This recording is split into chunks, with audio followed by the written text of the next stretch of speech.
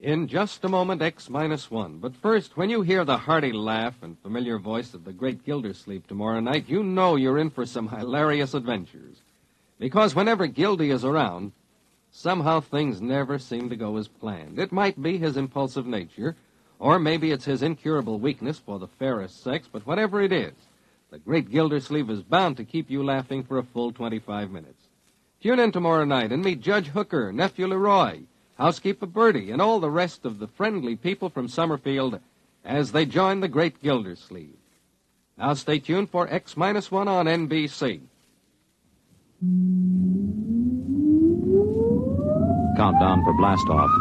X-5, 4, 3, 2, X-1, fire.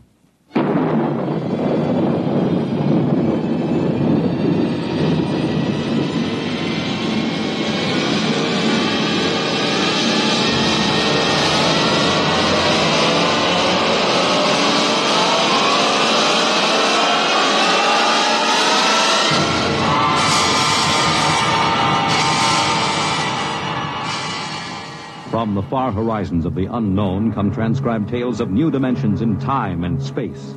These are stories of the future, adventures in which you'll live in a million could-be years on 1,000 maybe worlds. The National Broadcasting Company, in cooperation with Street and Smith, publishers of astounding science fiction, presents X-1.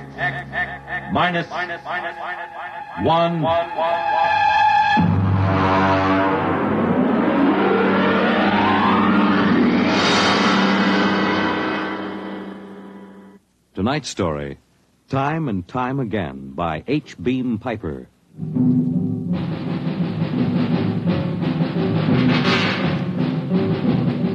It happened during a routine skirmish in the Great War. Patrols advanced from the defense perimeter under jet cover and preceded by napalm throwers. The enemy defended in depth and mopped up with guided 98s fired from 40 miles to the rear. The blast area was 10 miles in circumference, and the medics didn't find much to pick up over 500 yards in. Come on. All right, now back it in here. Look out, it's lousy with mud. More. Now, cut left. More, hold it. Stretches. Come on, Travers, get those men out. Yes, sir. Get a move on. Line them up. Come on. Easy. You want to kill them? Okay, take it away. Left those Joes where they was. Half of them won't last till the plane comes. As long as they're alive, they'll be treated. Get those tags out, Travers. Start taking names. Yes, sir. This one must have been 1,000 yards in. Get his dog tag out. What a mess. Here. Hartley Allen, Captain G5 Chem Research, AN 73D. Number SO 23869403-J. Hartley? Allen Hartley. Oh. That must be the Hartley that wrote Children of the Mist and Conker's Road. Never heard of him. Major, I think maybe he's partly conscious. Had I better give him another shot? Go ahead, Sergeant. There isn't much else we can do for him. It's a rotten shame. Yeah, ain't it always? Okay, Captain, let me have that arm. There.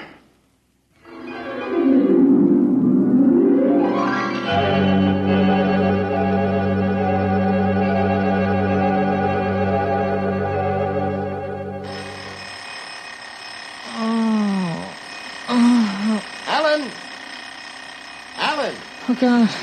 Down. Get up, Alan. Can't stay in bed all day. I remember that. Clear as if it were real. Up and at him. Hit the deck.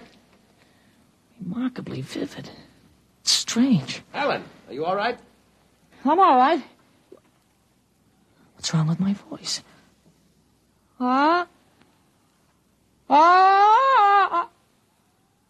It's too high.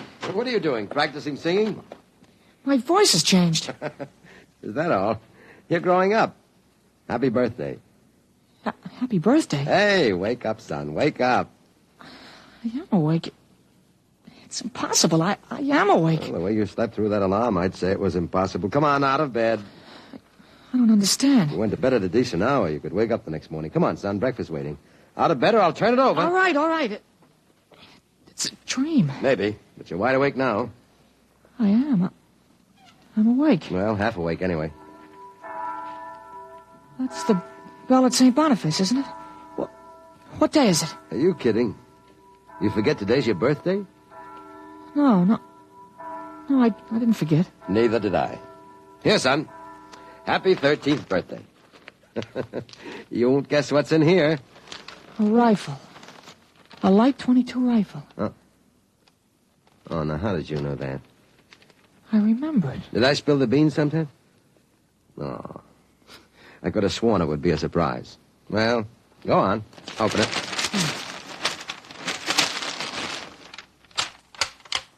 You like it? Yeah. Yeah, it's perfect, Dad. We'll have to lay down rules about using it. And I'll have to teach you how to operate it. I don't believe in letting a boy handle a gun till he really knows how. If I let you play with that thing before I teach you about guns, you'd blow your head off. I suppose so. I'll be shaving, Alan. Come down to breakfast when you're ready. Well, it's a big day today. You're almost a man. Almost. You're still groggy. Snap out of it, Alan. I will. There's a dream in it somewhere, but I'm not sure which. What? Never mind, Dad. I'll be right down for breakfast.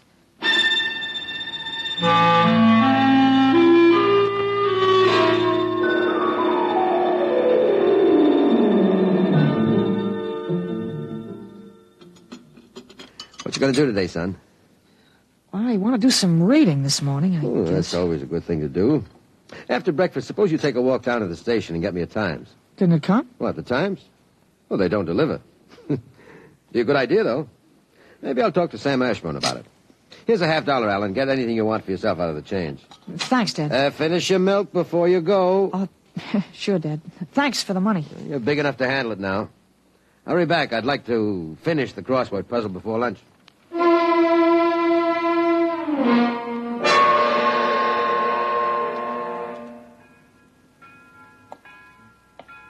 Here you are, Alan, 1 Times.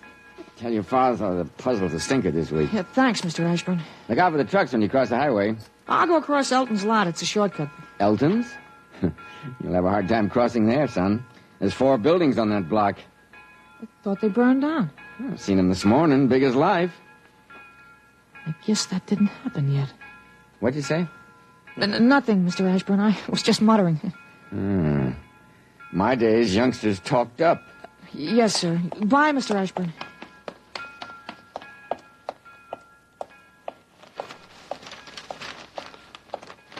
Monday, August 6th, 1945. Okinawa 1. Bombing Japan. Hey, Alan. Huh? Alan, wait up. Hey, Larry Morton. Hi, Larry. Hi, Al. You going to Sunday school?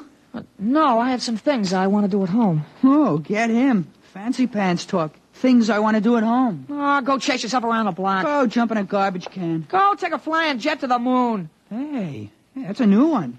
Flying jet to the moon. You thought up a new one, Al. Yeah. I wish I could stay home from Sunday school when I wanted to.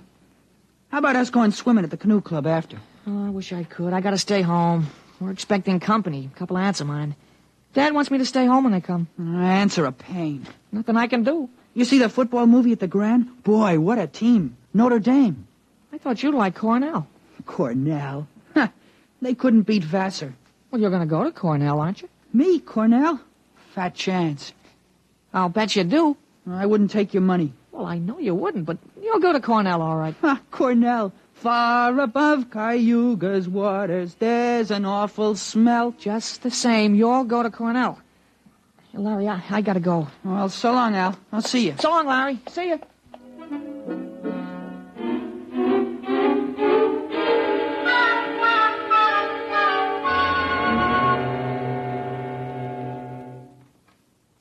I'm stuck in this corner. 7-letter word that makes in proportion. Tight. Huh? Tight. T-I. It fits. Now, how did you know that, Alan? That? I read it somewhere, I guess. Oh. What you reading now? Tarzan again? No, not Tarzan. It's refreshing to see you with a book. Sometimes I think I ought to forbid comic books in the house. Yeah, they must be raising the devil with those bombing raids in Japan. How long do you think the war in Japan will last, Dad? Oh? I'd say to the middle of 1946. They'll have to invade those islands foot by foot. I don't think so, Dad. I wouldn't be surprised if the war was over very suddenly. How, by magic? There isn't a thing on earth will make those Japanese surrender. You expect somebody to make a pass and it'll be all over by this afternoon? Something like that. Wish it could. A lot of boys dead in the invasion of Japan. Mr. Hartley, excuse me, please. Oh, hello, Mr. Gutchell. That's Frank Gutchell, Dad? That's right. Excuse me. I didn't mean to disturb you, Mr. Hartley. It's all right. Lovely day, isn't it, Mr. Gutchell? Mr. Hartley, the Lord's Day is always beautiful. Of course, Mr. Gutchell. Mr. Hartley, I wonder if you could lend me a gun and some bullets. My little dog's been hurt, and it's been suffering something terrible. Oh, that's too bad. I want a gun to put the poor thing out of its pain. Of course. How would a 20-gauge shotgun do? You wouldn't want anything heavy. I was hoping you'd let me have a little gun. Maybe, so big. Pistol? So I could put it in my pocket. It wouldn't look right to carry a hunting gun on the Lord's Day, and people wouldn't understand that it was for a work of mercy. Of course, I understand. You're a very religious man. The whole world is evil, Mr. Hartley. Yeah, sometimes it certainly looks like it. Well, I have a Colt 38 Special from the auxiliary police outfit. Well, that's fine. Now, you've got to bring it right back, Mr. Gutchell. I might be called out. Now, you'll have to promise to get it right back. Dad, wait a minute. I just remembered. Remembered what? Well, aren't there some cartridges left for the Luger? Then you wouldn't be without the Colt. That's right. I have got a German automatic I could let you have. That way I wouldn't get stuck. You'd have to return it promptly, though. Oh, wait, Dad, I'll get it. I know where the cartridges are. Be careful, son. Well, Mr. Gutchell, it sure turned out nice after all that.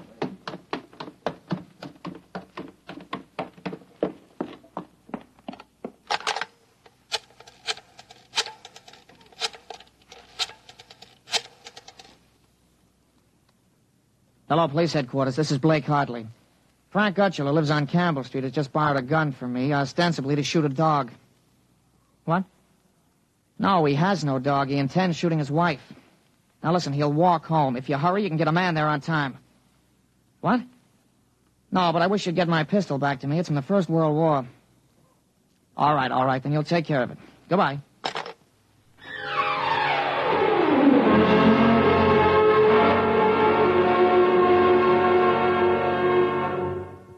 There you are. What kept you, Alan? I couldn't find the cartridges at first. I'll show Mr. Gutchell how it works. It's all loaded, ready to shoot. This is the safety. Just push it forward and up. There are 8 shots in it. Did you load the chamber, Ellen? Sure, it's on safe now. You understand how it works, Mr. Gutchell? Oh, yes, I understand. Thank you, Mr. Hartley. Thank you, Sonny. Goodbye. Goodbye, Mr. Gutchell. Return the gun when you're done. Yes, I'll be done with it soon. Goodbye. Alan, you shouldn't have loaded that gun. I guess it's all over now. I had to keep you from fooling with it. I didn't want you to see I took out the firing pin. You what? Gutchell didn't want that gun to shoot a dog. He's a fanatic. He sees visions, hears voices. The voices probably put him up to this. Well, I'll submit that any man who holds intimate conversations with disembodied spirits isn't to be trusted with a gun. What are you talking about? While I was at it, I called the police upstairs. I put a handkerchief over my mouth and told them I was you. You? Well, why did you have to do that? I couldn't have told them this is little Alan Hartley, 13 years old. And suppose he really wants to shoot a dog. What kind of a mess will I be in then? No mess. If I'm wrong, which I'm not, I'll take the rap for it. Dumb kid trick, you know. But if I'm right, you'll have to front for me. You give me a lot of cheap boy hero publicity, which I don't want. This is crazy, Alan. This is absolutely crazy. Maybe. We'll have the complete returns in 20 minutes.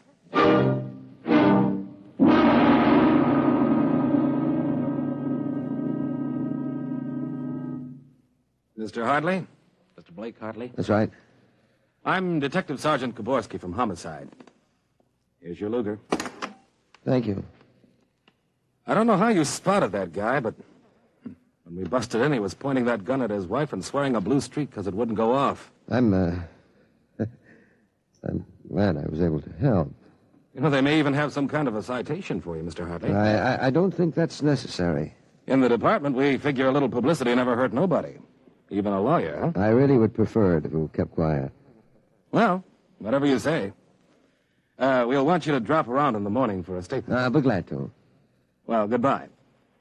Goodbye, Sonny. Goodbye, Sergeant. Why don't you take the citation, Dad? Well, you were right. You saved that woman's life. Now, let's see you put back the firing pin. Sure. Here. All right, Alan.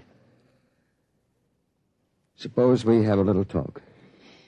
But I explained everything. You did not. Yesterday, you wouldn't even have known how to take this pistol apart. Today, you've been using language and expressing ideas that are outside of everything you've ever known before. Now, I want to know... I hope you're not toying with the medieval notion of obsession. What? Well, you say I'm changed. When did you first notice this? Last night, you were still my little boy. This morning, I don't know. You've been strange all day. There's been something... Alan, what's happened to you? I wish I could be sure myself, Dad. You see, when I woke this morning, I hadn't the least recollection of anything I'd done yesterday, August 4th, 1945. Oh, that's serious. You don't know how serious. My last memory was lying on a stretcher, injured by a bomb explosion. I was 43 years old, and the year was 1975. 1975? Well, that's right. You'll be 43 in 1975, but a bomb? Yes, during the siege of Buffalo in the Third World War. I was a captain in G5, Scientific Warfare, General Staff. Buffalo? You mean Buffalo, New York? There'd been a transpolar invasion of Canada. I was sent to the front to check on service failures of a new lubricating oil. A week after I got there, Ottawa fell and the retreat started. We made a stand at Buffalo, and that was where I got it. I remember being picked up and getting a narcotic injection. The next thing I knew, I was in bed upstairs, and it was 1945 again. And I was back in my own 13-year-old body. Oh, Alan, you just had a nightmare to end all nightmares, that's all. I thought it might be that at first, but I rejected it. It won't fit the facts. But it's ridiculous, all this Battle of Buffalo stuff. You picked up something listening to the radio. All the commentators have been going on about another war after this one. You've just got an undigested hunk of H.V. Callan born in your subconscious, that's all. But that isn't everything. I remember 4 years of high school, 4 years at Cornell, 7 years as a reporter on the Philadelphia Record, 3 novels, Children of the Mist, Rose of Death, Conqueror's Road. You think a 13-year-old can dream up all that stuff? But it's the only possible explanation. Maybe, but I can speak 5 languages today that I couldn't yesterday. French, German, Chinese, Russian, and a little Spanish. Although I've got a Mexican accent you could cut with a knife. But how did it happen? Alan, I can't believe it. All I know is here I am. I've been reading up on time theories. Nobody seems to know much about them. Evidently, time exists parallel as another dimension, and I got kicked backwards along it. But how? Oh, it may have been the radiations from the bomb or the narcotic injection, or both together. But the fact remains I'm here with full knowledge of my future identity. This is quite a shock, Alan. But you do believe me, don't you? Yes, I suppose I must. You seem so strange, as if you weren't my son. I'm your son, all right. Same body as yesterday. I've just had an educational shortcut. Wait a minute. If you can remember the next 30 years, suppose you tell me when the war is going to end. This one against the Japs, I mean. Oh, sure. Well, the Japanese surrender will be announced at exactly 7:01 p.m. on August 14th. That's a week from Tuesday. A week from Tuesday? You better make sure we have plenty of grub in the house by then. Everything will be closed up tight till Thursday morning, even the restaurants. I remember we had nothing to eat in the house but some scraps. A week from Tuesday. And that's pretty sudden, isn't it? Not after today. What do you mean? What happened today? Oh, plenty. What time is it, Dad? That's 11:16. Is your watch right? Well, to the seconds, why? Well, it'll come at exactly 11:17:40. What'll come? The radio announcement. What are you getting at? Something important on the radio? Well, we'll see. Well, don't bother, Dad. It won't work. I remember we had a tube burned out. Well, there is something wrong. When is this announcement of yours? Now I remember it. I memorized it in journalism school in 1954. What time is it? 11:18 o'clock. We're breaking into the program now. President Truman has just announced that an atomic bomb has been dropped on the Japanese industrial city of Hiroshima. The bomb was dropped 16 hours ago, and the announcement was delayed to ascertain the results of the explosion. A man named John Howard Peterson read that announcement from the Washington newsroom of NBC. I don't believe it. No? Well, listen. What? That's the Bergplatt factory whistle. And the bells of St. Boniface. Now, next, the whistle at the volunteer firehouse. Then it's true. It's true. Sure. Then Larry Morton came by on his bicycle. Hey, Al. Al, you hear? You hear about the bomb? An atomic bomb. Yeah, we heard. Boy, atomic bomb. Oh, boy. I gotta go find my pop. He's on the golf course. Bye, Al. Bye, Mr. Hartley. You knew. You knew about it. The next bomb hits Nagasaki. I thought that stuff about atomic energy was so much fantasy. Was that the kind of bomb that got you? Oh, that was a firecracker to the one that got me. It was a guided 98. Exploded 10 miles away. And that's going to happen in 30 years? I remember it. How about... Well, how about me? Oh, wait. Never mind. I don't think I'd better know when I'm going to die. I couldn't tell you anyway. I had a letter from you just before I left for the front. You were 78 then, and you were still hunting and fishing and flying your own plane. But another war, and fought on American soil.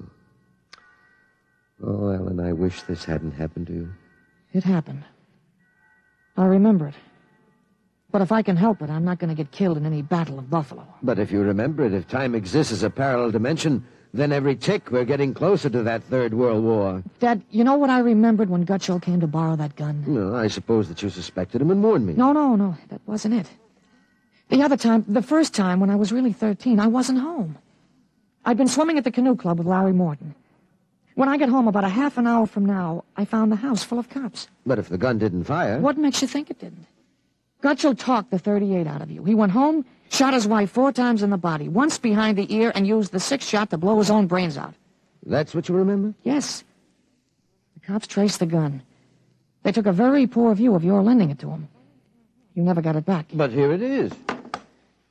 Oh, not the way I remember it. But I didn't want you in trouble, so I warned you. Dad, I found out the future can be changed. One man can't change the whole future. I stopped a murder and a suicide. I know, but... With 30 years to work, I can stop a world war. I'll have the means, too. The means? Unlimited wealth and influence. I've got a good memory, Dad. I wrote a list out this afternoon. Salt, jet pilot, citation, ponder, middle ground. What is this, a code? Horses. That's a list of Kentucky Derby winners from 1946 to 1970. Huh? You sure? Oh, I learned that list on a bet at the Officers Club in Cincinnati in 1971. Assault paid 8-1. You figure out what we can take in. But gambling. Oh, this isn't gambling. It's a sure thing. When we get rolling, we'll make the Rockefellers look like pikers. Assault at 8-1. Mm-hmm. I suppose I could scrape up $5,000. In 10 years, that'll make a lot of money. Any other little thing you have in mind, Ellen? Well, by 1952, we start building a political organization here in Pennsylvania. In 1960, I think we can elect you president. President? Isn't that going a little too far? Well, why not? Who wouldn't vote for a politician who was always right? Besides, that's the one thing we've got to change. In 1960, we had a man in the White House who was good to his wife and sang a nice tenor, and that's about all. He fouled up so completely, we ended up at war. And I think President Hartley might be a little more trusted to take a strong line. But I don't know anything about international decisions. I do. I know all the wrong ones. If we can stop one murder, we can stop a war. It's worth a try, isn't it? I guess so. How do I start? Well, as I remember, just after the bomb announcement, you got a phone call from the City Fusion Party about the next election. There's a lot of talk about a reform ticket. Well, that call is going to be important, Dad. It's the turning point. Now you've got to know. There it is. Well, what do I do? Well, answer it. Go ahead. But... Don't worry. I'll tell you what to do. Go ahead. Hello? Yes, this is Blake Hartley. Judge Cribbins? Yes. Just a moment.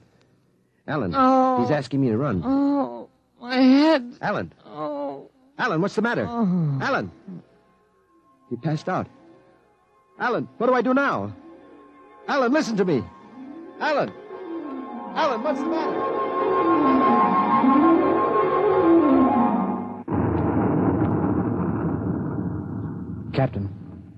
Captain Hartley. Captain Hartley. He was all right, Doctor. I gave him a shot and he was all right. Well, he's dead. All right, Sergeant. Make out the tag. Hartley Allen. Captain. Dead April 8th, 1975.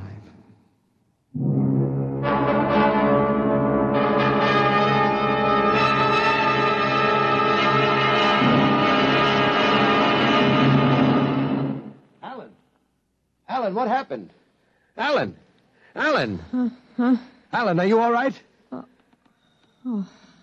Hi, Dad. I've got Judge Crimmins on the phone. What do I tell him? What? Alan, are you all right? You passed out. Sure. I'm all right. Hey, today's my birthday, isn't it? What'd you get for my birthday, huh? Don't you remember? The Third World War? What Third World War? Dad, what's the matter? You're looking at me funny. You don't remember. You're back again, aren't you? Back to 13 years old. Sure, I'm 13 today. For corn's sake, Dad. You must have died up there. It was only a mind transfer. That means I'm on my own. I have to do it myself without your help. Help for what? If it's the grass, I said I'd cut it tomorrow. No, it's not the grass. I've got to save your life, Alan. I can't let you die that way in 1975. You're talking about, Dad? You sound goofy. I've got to change it all by myself. Change what? Never mind, Alan. You don't know yet. Come on. Let's have lunch. Sure, Dad, but now, how about my present now? What'd you give me for my birthday, In a minute, son. Go on in. Okay, well, hurry up, Dad, huh? Sure, all right. Now, where did I put that list of horses?